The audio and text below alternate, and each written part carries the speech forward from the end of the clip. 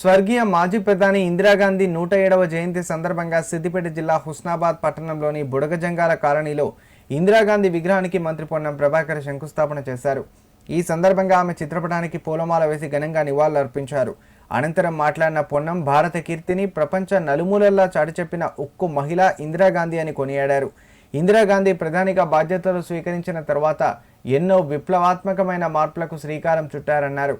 బ్యాంకుల జాతీయీకరణ, జమీందారీ వ్యవస్థ రద్దు, గరీబీ హఠావో వంటి గొప్ప పథకాల్లో దేశ అత్యున్నత ప్రధానిగా ఇందిరాగాంధీ నిరూపించుకున్నారన్నారు. పేదలకు న్యాయం చేయాలన్నదే ఇందిరాగాంధీ ఆలోచన విధానమని ఏ రాజకీయ పార్టీ అయినా ఆమెను ఆదర్శంగా తీసుకోవాలన్నారు. ఉక్కు మహిళ, భారతదేశ ప్రధాని, తనకంటూ చిరస్థాయిగా ఈ ప్రపంచంలోనే పేరు పెట్టుకున్నటువంటి ఇందిరమ్మ, మనమందరం కూడా ఈ రోజు ఇందిరమ్మ పాలన రావాలి, ఇందిరమ్మ లాంటి కార్యక్రమాలు రావాలని జరుపుకునేటువంటి ఆ ఇందిరమ్మ జయంతి సందర్భంగా హుస్నాబాద్ పట్టణంలో ఒక విగ్రహానికి శంకుస్థాపన చేసుకున్నాం. ఈ రోజు మళ్లీ జయంతి లోపల ఇక్కడ విగ్రహానికి పూలమాల వేసే విధంగా కార్యక్రమాన్ని తీసుకుపోయే విధంగా స్థానిక నాయకులందరికీ విజ్ఞప్తి చేస్తా ఉన్నాను. విగ్రహంతో పాటుగా మనం ఈ ప్రాంతం అంతా ఇందిరాగాంధీ గారికి సంబంధించిన ఆలోచన, పేద ప్రజలకు న్యాయం చేయాలి, గరీబీ హఠావో, బ్యాంకుల జాతీయకరణ, అనేక సంస్కరణలు తీసుకొచ్చి దేశవ్యాప్తంగా ఒక ఉక్కు మహిళగా, ఒక నిర్ణయం పరిపాలన దక్షత కలిగినటువంటి ప్రధానమంత్రిగా మరి ప్రపంచంలో నిలబెట్టుకున్న పేరు ఇందిరమ్మది.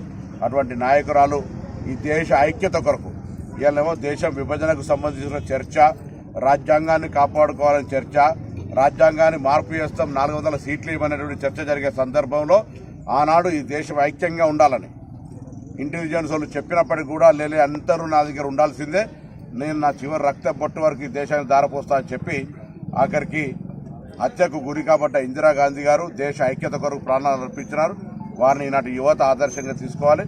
ఇందిరాగాంధీ యొక్క ఆలోచన విధానం పేదలకు న్యాయం చేయాలనేటువంటి ప్రతి రాజకీయాల్లో ఉన్న ఏ పార్టీ అయినా తీసుకోవాలని ఆకాంక్షిస్తూ ఆ అమ్మకు ఘనంగా నివాళులర్పిస్తా ఉన్నాం.